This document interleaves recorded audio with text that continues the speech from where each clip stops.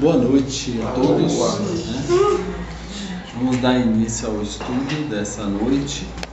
Vamos considerar essa bela música como a nossa prece de iniciação.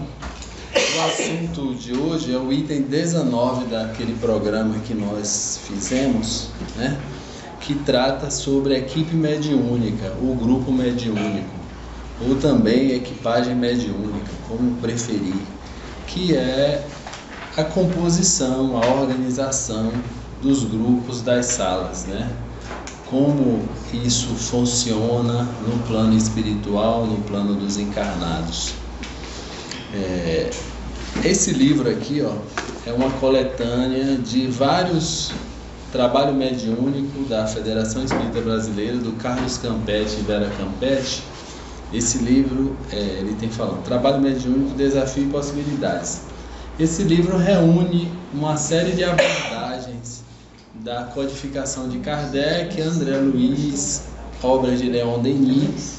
Ele faz uma coletânea de vários assuntos tudo que trata de trabalho mediúnico, e ele facilita bastante o estudo porque ele pega os trechos principais dessas obras e coloca aqui separado por tópicos. Eu recomendo esse livro. Eu ganhei esse livro alguns anos atrás e ele tem sido assim bastante útil quando eu tenho dúvida. Sobre o trabalho, sobre a equipe mediúnica, nós compreendemos, tem um capítulo no livro Nos Domínios da Mediunidade que ele é chamado assim, Equipagem Mediúnica. E o orientador do livro, o Aulus, sai andando com o André Luiz, fazendo um panorama de como funciona uma sala mediúnica e os componentes, as funções que cada um tem ali. É muito interessante ouvir o que ele fala nesse capítulo, porque muitas vezes a gente imagina, a gente até tem uma ideia, tem imagina que ocorre alguma coisa no plano espiritual ali mesmo. Mas eu tenho certeza que quem nunca leu esse capítulo do livro Nos Domínios da Mediunidade nunca imaginou que é aquilo ali que acontece.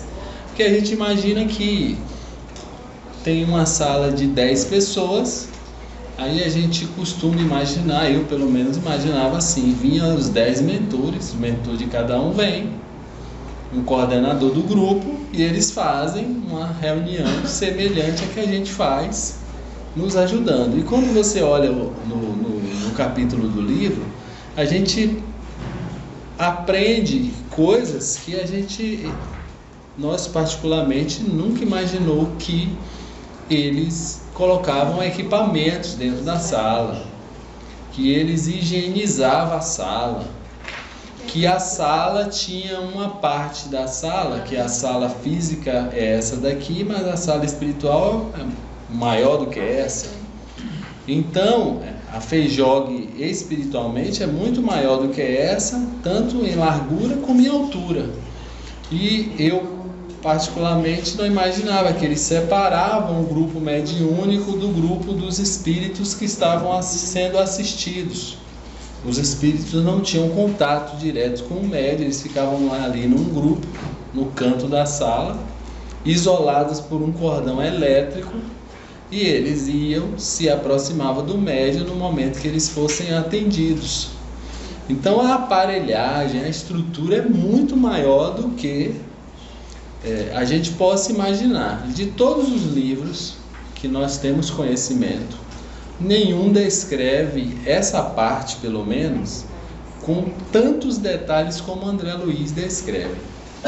E o interessante é que o Aulus, por ele ter sido ao longo de várias reencarnações, no início do livro, logo André Luiz, é o único livro, se eu não me engano, deve ser o único, ou no máximo 2 livros dos 13 livros que ele fala o currículo do instrutor do livro. Eu tenho certeza que o Domínio da Mediunidade é um, eu não sei se tem outro. E o currículo do Aulus, ele diz que Aulus foi amigo de Mesmer, aí depois Aulus reencarna logo em seguida, participou da codificação do Espiritismo com Allan Kardec, mas ele não diz qual deles foi, qual o nome dele foi. Aí depois ele volta e reencarna com Victor Hugo e fica durante muitos anos sempre trabalhando com mediunidade e magnetismo. E segundo o André Luiz foi fazer um curso de mediunidade para analisar esses aspectos, porque, segundo os conhecimentos de nosso lar, o Aulus era uma das maiores autoridades com que ele poderia falar, conhecimento dos ministros. E aí Aulus chega na reunião com o psicoscópio, que é um aparelho que mede as vibrações dos encarnados e dos grupos, para verificar o que aquele grupo tem potencial de fazer. Eles usam esse aparelho com os encarnados. Como desencarnado, ele explica que nem precisa. Poderia usar, mas nem precisa. E ele começa analisando o grupo, que são 10 pessoas, e ele diz, vamos fazer o nosso trabalho. Eu escolhi um grupo, que é um grupo pequeno, mas a gente vai primar pela qualidade, não pela quantidade. Aí ele tem 10 pessoas, tem 4 médios ostensivos, 2 homens, 2 mulheres, e médios de sustentação e um coordenador.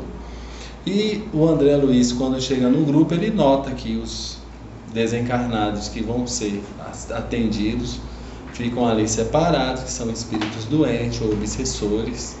Ele trata nessa primeira reunião só de espíritos obsessores. E aí ele começa a analisar os médios, vai analisando um a um, vendo a função. A primeira coisa que ele percebe é que a reunião mediúnica é como um circuito elétrico. Cada pessoa da reunião é um componente elétrico do grupo. Não precisa entender de eletricidade nem de física, mas num circuito elétrico, cada componente que você coloca ou que você retira muda a capacidade, a potência daquele circuito. Então, para que um grupo mediúnico funcione, é preciso equacionar a potência individual de cada pessoa, que ela somada vai formar um circuito que, ao ser analisado por uma aparelhagem específica, vai verificar, olha, esse grupo tem potencial de trabalho e o trabalho que ele pode realizar é tal. Não vai acontecer de um grupo poder fazer todos os tipos de trabalhos, porque a soma do potencial individual capacita ele até um certo nível, que pode ser desde um trabalho de passe, né, que é o mínimo que se pode fazer, doação energética, a uma reunião de materialização sublime. O que é a materialização sublime? É quando um espírito bem elevado vem e se materializa, que é a reunião mais nobre, mais difícil de realizar, que precisa doação, um ambiente, aparelhagem, técnica, tudo isso. Então eles dão essa nota para o grupo. E aí ele dá um ensinamento que diz, primeiro o grupo precisa ser para... Ou seja, não é a quantidade de pessoas, é a potencialidade, né? No caso é a qualidade. Exato. Tem um mínimo de pessoas, que segundo a literatura seriam 4 pessoas, e tem um máximo. Quanto mais pessoas, mais difícil de harmonizar. Lógico. O máximo seria 12.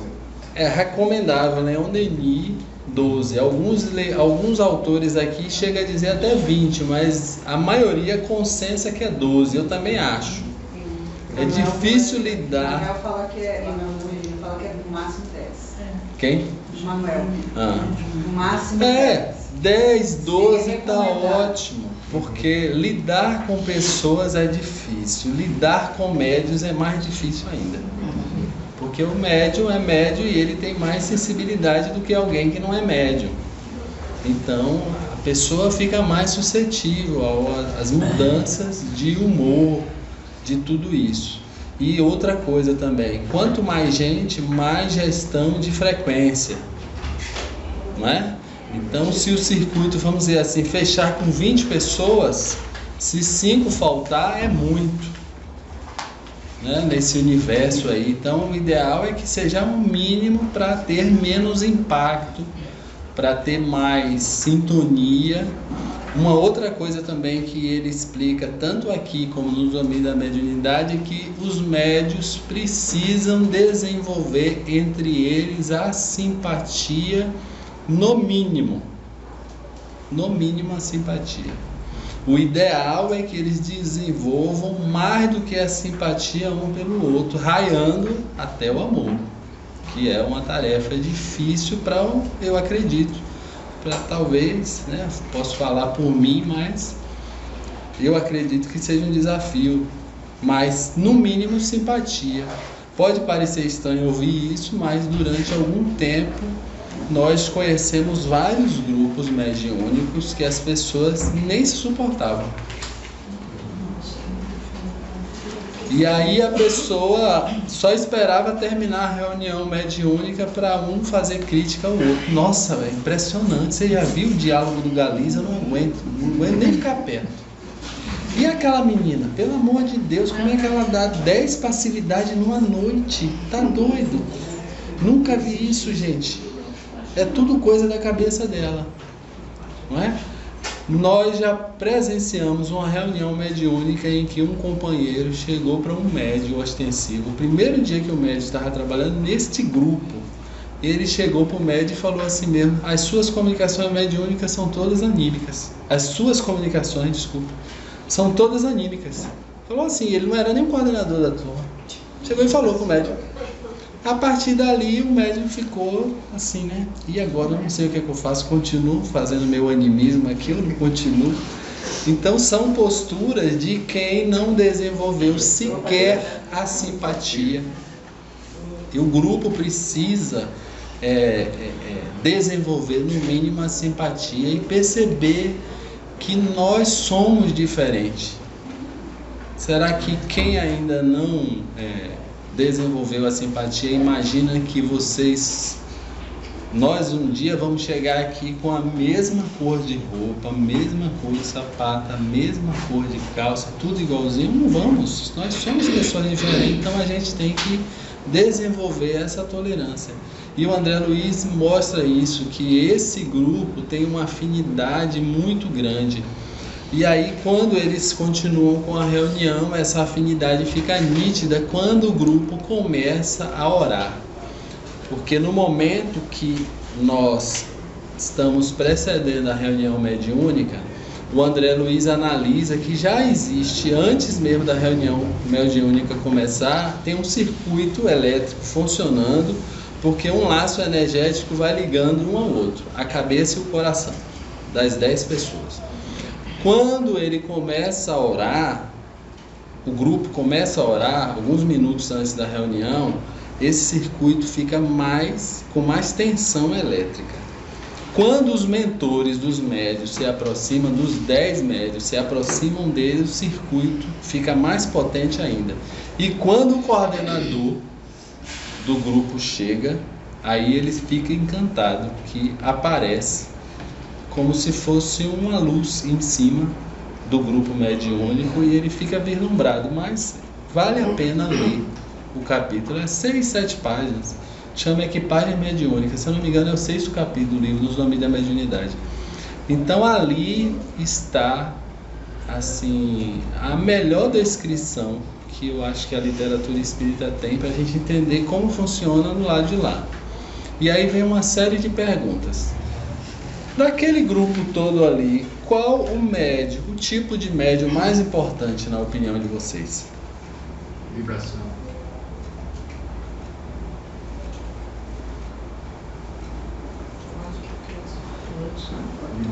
Todos são iguais. Não tem um médium que não faça falta e não tem nenhum. Porque se tratando que é um circuito, você...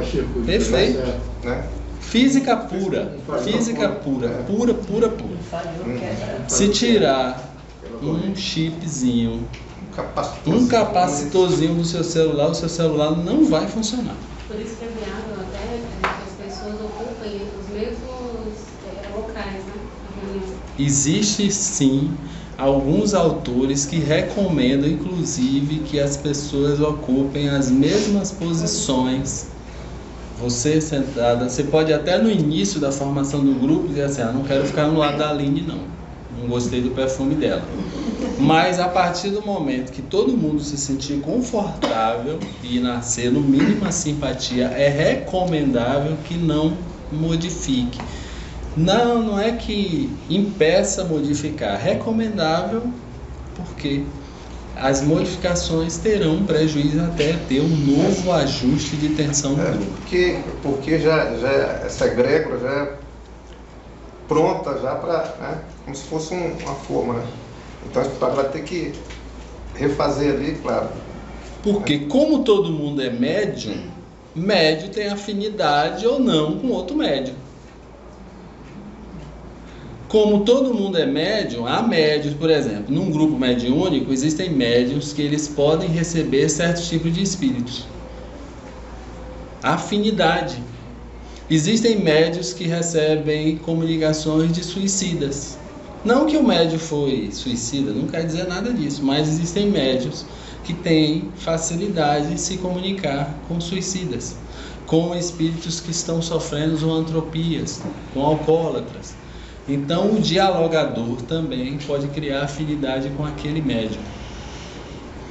É muito difícil você pegar um médium que ele dê passividade a todo gênero de espírito. Você pode observar isso. Pode falar. Inclusive aqui na casa nós tínhamos uma trabalhadora e incrível que ela dava passividade, que ela tinha uma câncer no cérebro, que ela já tratava mais de 10 anos. E aí, todo espírito que ela recebia era algum irmão sofredor que havia desencarnado com algum problema relacionado à cabeça. Ela sempre foi muito bacana. Um outro ensinamento que é trazido aqui é que ninguém participa de um grupo mediúnico simplesmente porque diz assim, olha, o seu Geraldo me chamou para fazer um tratamento lá e eu vou fazer um tratamento, vou ficar lá um tempo, tal. É uma coisa assim que aconteceu por acaso, não existe. Todas as pessoas que ingressam no grupo mediúnico, antes a pessoa fez um acordo no plano espiritual para fazer parte daquele grupo. Se afastar do grupo, abandonar do grupo, é uma quebra desse acordo. Que a espiritualidade não vai caçar a pessoa nem colocar ela no SPC espiritual, mas ela terá...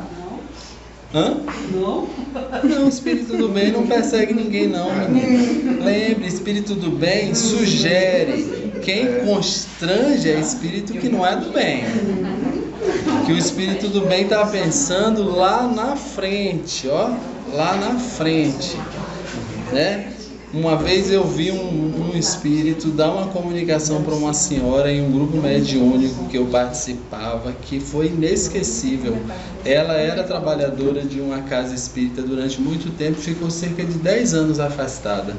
Ela se afastou para cuidar de 2 netos, porque a filha dela não estava mais aqui e ela precisava cuidar dessa criança. Aí as crianças cresceram. E aí ela passou a ser convidada a participar novamente do grupo e ela resistia muito. Aí foi tomar um passe, uma médium deu uma comunicação, aquela médium que, nossa, a menina tinha uma mediunidade notável, deu uma comunicação, aumentou, convidou ela a participar da reunião mediúnica e ela perguntou, super amigável, aumentou, por quê?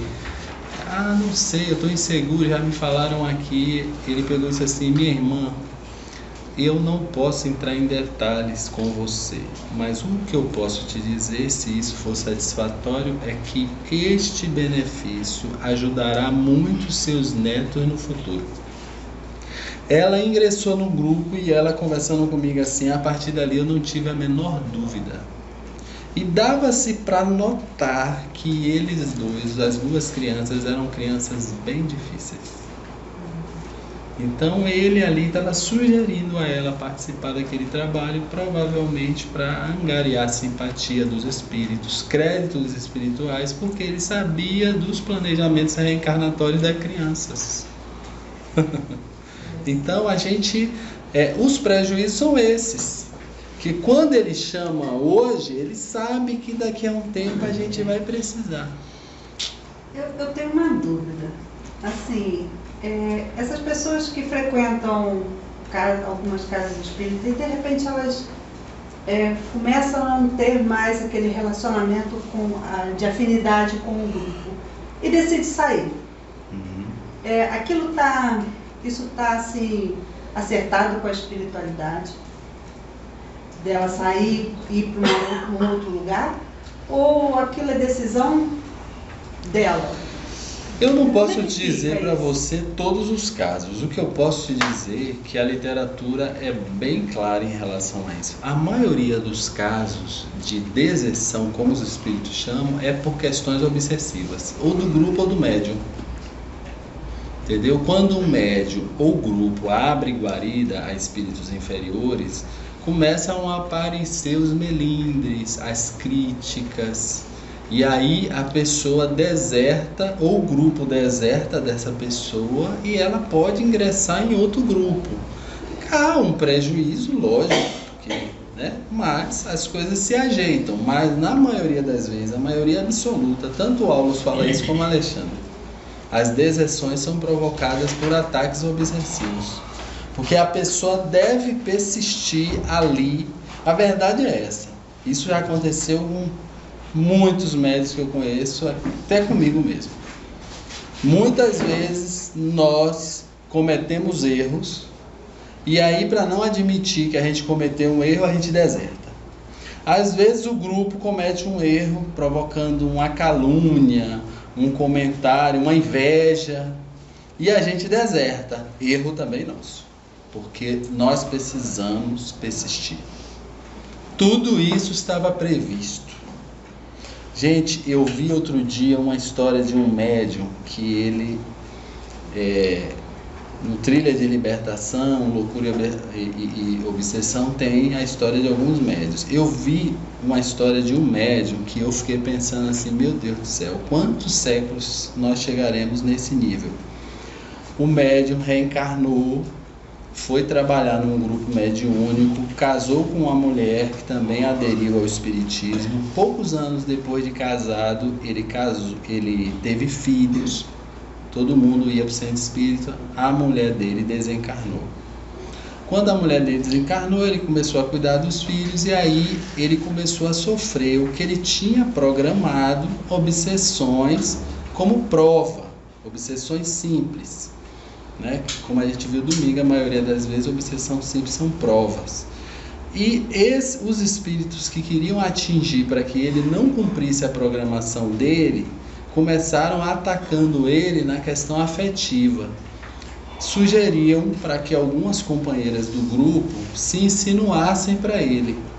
Ele era viúvo, mas ele amava tanto a companheira desencarnada que ele resistia aos ataques. E eles aí começaram no primeiro momento a fazer ataques puramente sexuais. Ah, você é solteiro, pô, eu também estou solteiro aqui, vamos curtir um pouquinho e tal. Mas ele se mantinha tranquilo.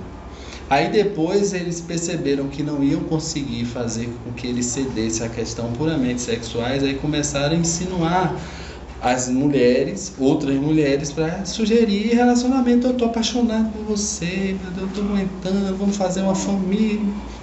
E ele resistia. E aí, para finalizar a história, que tem muito mais detalhes lá, uma das mulheres do centro espírita chega na direção do centro espírita e diz que ele não abusou dela sexualmente, mas tentou uma agressão sexual com ela. E nunca aconteceu. Nunca aconteceu. E aí eu penso assim, nossa, 3 cascas de banana, essa terceira não é nem uma casca de banana, é um cacho de banana no chão, né? Eu fico pensando, né? E eu cairia nas 3. Fácil. E o interessante é que o cacho de banana, claro, viúvo. Caramba. Mas ele era tão fiel à companheira e ao propósito, porque na verdade o mentor espiritual explicou que ele era tão ligado ao propósito essencial dele que ele, embora sentisse necessidade fisiológica do sexo, algo dizia para ele que aquilo estava errado. Não era só a ligação emocional que ele tinha com a mulher dele, que era a alma que ele escolheu para viver durante um bom tempo, já que não existe alma gêmea. Mas você escolhe uma alma para você ficar e pode ficar séculos com ela. Não era só isso, mas ele era tão ligado no planejamento dele que ele intuía que ali era um ataque espiritual. E aí no final eu fico pensando, no cacho de banana lá, alguém chega para esse homem e espalha no centro lá, ó, aquele homem é um safado. Ele tentou fazer isso e isso com ele. O homem continuou no trabalho e não saiu no centro espírita. Meu Deus do céu, eu pensava, se eu não sabia se eu ia passar ela no liquidificador primeiro, se eu ia enforcar, mas eu ia sair no centro espírita depois de fazer isso. Ele se manteve no centro espírita calado, não brigou com ela. Anos depois, ela, envergonhada, confessou para o centro espírita que mentiu, que estava apaixonada por ele e que viu que ele não cedia às insinuações dela e ele se manteve no propósito. Quem está nesse nível? Se tiver alguém aqui, me ajude, que eu quero estudar com você. Porque muitas vezes alguém faz uma crítica: pô, seu cabelo, você não tem cabelo, aí a pessoa não vem na outra semana pro trabalho. Não é? Observe as situações que já aconteceu conosco, que pequenas coisas que acontecem, seu Geraldo fala, ou o coordenador da sala fala, é motivo para a gente pensar duas vezes em voltar. Quem nunca? Percebem que tudo isso foram armações do plano espiritual. Todos. E não pense que porque, vamos pegar seu Geraldo de Cristo, porque ele é presidente da casa, que ele não sofre influência espiritual. Claro que sofre, todo mundo sofre. E às vezes ele percebe que você está num dia e eles armam e pensam assim, ó, Flávio hoje está melindroso, a Bia, o Galiza e a Rose. E ele vem e vai dar uma cutucada em nós quatro, porque eles vão intuir para isso. Não é obsessão, é influência. Do mesmo jeito que se nós estamos melindrosos, é porque nós sofremos influência por melindre. Melindre não é provocado por espírito, tudo bem. O melindre é o ego da pessoa mesmo, insuflado por espírito inferior. Que você já chega aqui dizendo, se ele falar que meu sapato é azul, eu não volto mais para essa casa. Não volto mais. Gente, a gente saiu até um pouquinho do tema, mas esse negócio é tão sério. E esses espíritos, já estou finalizando, são tão inteligentes que brevemente eu vou contar uma experiência pessoal muito rápida. Uma vez eu estava em uma casa espírita e eu falando algo num estudo. No final do estudo, um espírito chegou próximo a mim e falou assim mesmo: estão falando de você ali. E eu olhei, eu até contei assim, sem falar que tinha acontecido comigo isso domingo. E o espírito falou comigo mesmo assim: aquelas pessoas estão falando isso de você. E era um espírito, lógico, inferior, era um obsessor. E eu fiquei assim, eu não dei bola, eu digo, tá, ficar na minha. Ele, percebendo que eu não ia aceitar a proposta dele, ele foi uma pessoa da casa que era fofoqueira, que ainda é fofoqueira, até hoje ela fala comigo. Essa pessoa chegou para mim e falou assim mesmo: Flavinho, vamos ali. Eu queria te conversar um negócio com você. Eu gosto tanto de você, meu filho. Ó, sempre assim. O mal é ardiloso. E aí ela chegou para mim e falou: nossa, eu não acredito. Você é uma pessoa tão dedicada, tão focada. Você acredita que fulano e fulano estavam falando isso de você? Eu quero ver a infelicidade dos meus 2 filhos. A pessoa era tão excelente médium que ela repetiu quase todas as palavras que o espírito falou. O espírito que quer fazer o mal hoje, ele não mente. Ele fala a verdade para provocar o melindre. Por quê? Não precisa fazer o mal. Ele não precisa inventar o mal, porque nós mesmos fazemos o mal. Ele só mostra quem somos nós. Aí isso é intuição, então? Ela recebeu, foi a intuição, que é a mediunidade, é a não, intuição, que é a primeira de todas as mediunidades e a mais poderosa de todas. Aí ela foi assediada. Sim, e ela, como já tinha um hábito, que ela é fofoqueira até rolou hoje, no muito ato minha dela, amiga, mas é rolou no impressionante. ato dela, isso. Não tem um dia que ela não me conte uma fofoca. Da pessoa. Isso. E ela me repetiu Isso, exatamente o que o Espírito tinha me falado. isso abrindo-se o leque nos outros departamentos da vida, acopla-se. Tudo. Já tem- Ela fazia parte do DF da casa. Toda casa espírita tem um DF, departamento de fofoca. Tem um departamento mediúnico. Já tem alguns espíritos aqui, já tem alguns espíritos Então, perguntando quem é. percebe que os espíritos hoje não precisam mais fazer o mal. Muitas vezes eles só mostram pra gente quem somos nós. Já estamos perguntando aqui. Esse Fábio. assunto, Já extrapolou bastante. você falou de uma falange anteriores, mas muito sagazes, criaram quatro Diretrizes para a obsessão da humanidade: poder, sexo, sexualidade, narcisismo, poder e dinheiro. Vamos voltar. Narcisismo, Sexo, sexo, poder e dinheiro. E dinheiro. Ele falou nisso no domingo. Isso, Ninguém falou do Você milagre. pega o formulário e marca qual das quatro você vai cair. Você tem que preencher. Pela idade, você já sabe. Eu nem quero saber, meu irmão. Vamos lá. Eu nem quero saber, eu já tenho problema demais para saber o de vocês. Dainha, presta, dainha. Semana que vem a gente continua. Equipe mediúnica. Aí você vai falar quem é, né?